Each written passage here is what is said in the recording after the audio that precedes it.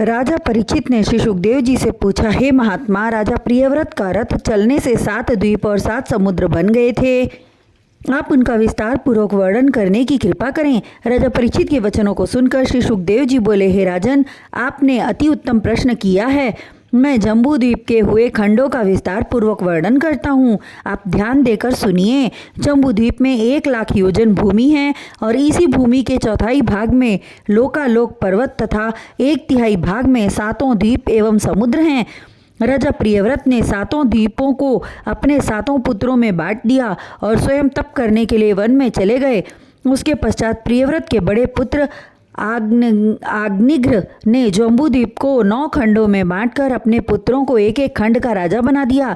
उनके पुत्रों के जो नाम थे, उन्हीं नामों पर 9 खंडों के नाम हुए: उत्कल खंड, हिरण्य खंड, भद्राश्व खंड, केतुमाल खंड, इलाब्रित खंड, नाभि खंड, किमपुरुष खंड, भरत खंड और नरहरि खंड।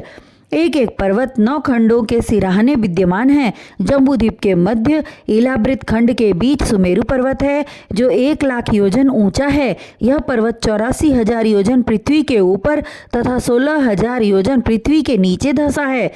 इलाब्रित के उत्तर भाग में नील, श्वेत तथा श्रृंगवान पर्वत हैं। इन 3 पर्वतों से 3 खंडों की सीमा बनती है। इलाब्रित के दक्षिण में निषद, हेमकूट तथा हिमालय फैले हुए हैं। इन पर्वतों से नरहरि खंड, किंगपुरुष खंड एवं भरत खंड की सीमा बनती है। इलाब्रित के पश्चिम और गंधमादन तथा माल्यवान पर्वत हैं। पूर्व दिशा में नील तथा निषद पर्वत हैं। गंधमादन तथा माल्यवान पर्वत भद्राश्व खंड एवं केतुमाल खंड की सीमा बनाते हैं। इसके अतिरिक्त मंदर, मेरु मंदर, सुपार्श्व और कुमुद नाम के 4 पर्वत 10,000 योजन लंबे मेरु पर्वत से निकले हुए हैं। इन चारों पर्वतों पर दूध, शहद, जल एवं रस के 4 कुंड हैं। चारों ओर अत्यंत सुंदर बाग बगीचे तथा पुष्प वाटिकाएं हैं।